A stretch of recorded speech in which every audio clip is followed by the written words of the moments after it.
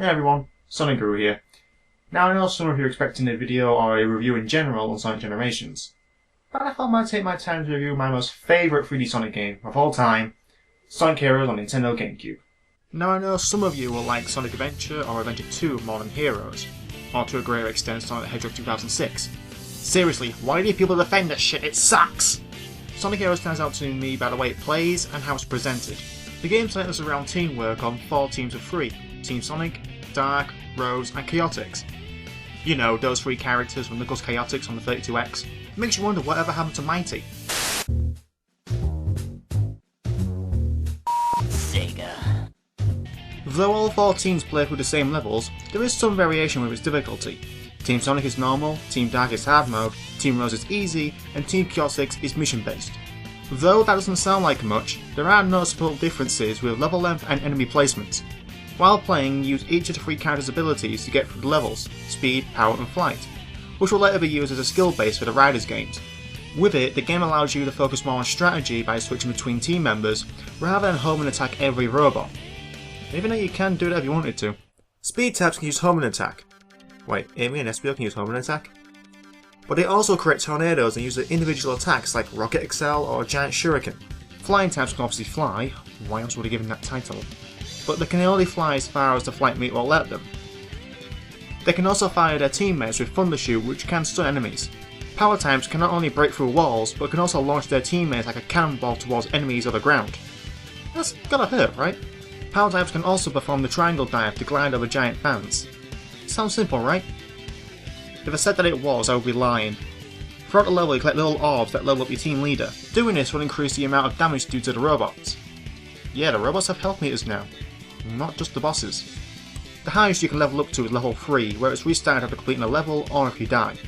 Another good addition is the Team Blast, which is pretty much a clear all attack once you've charged it by collecting rings and destroying robots. After the blast though, each team gets a limited ability while the blast bar decreases.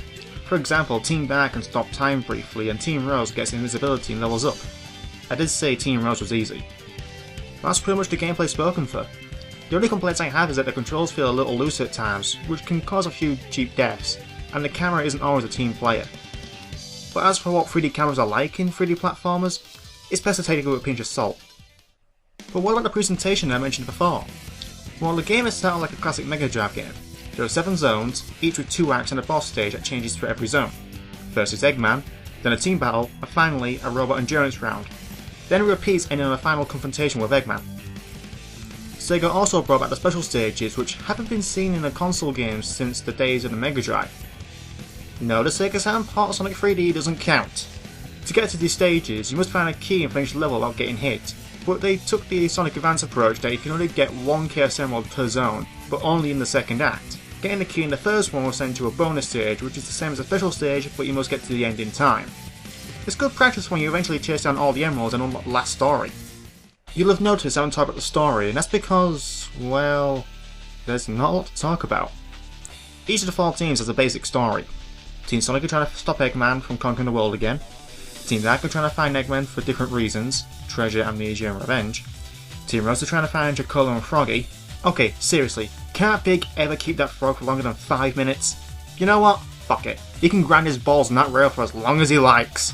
Finally, Team Chaotix are doing missions for an unknown contact who says he can pay them handsomely. Ah, the things you do for money. But there is an overarching plot involving Metal Sonic turning into Mechagodzilla's deformed cousin. It's not a bad story, but it's about as basic as a plot Sonic's been in since Sonic CD. The graphics are bright and colourful and it really shows off the series' roots. I mean, look, the walls are checkered. Each zone reflects a level from the Mega Drive or even the advanced games. Sega really went all out to give us vibrant worlds to explore.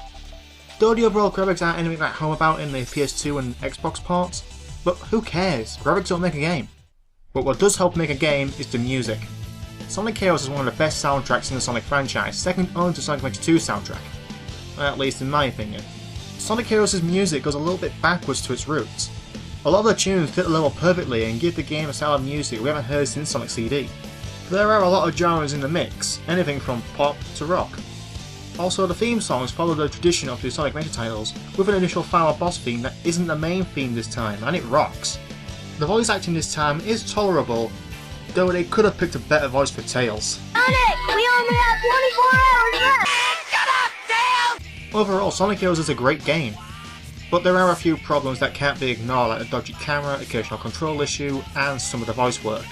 But if you're like me and can overlook these problems, you'll find a satisfying game with a unique gameplay twist based on the classic games. But do take it with a grain of salt with the issues I've mentioned. So if you enjoy high-speed gaming, tough challenges, or just like everything easy, then this is a game for you. I rate this game 8.3 out of 10.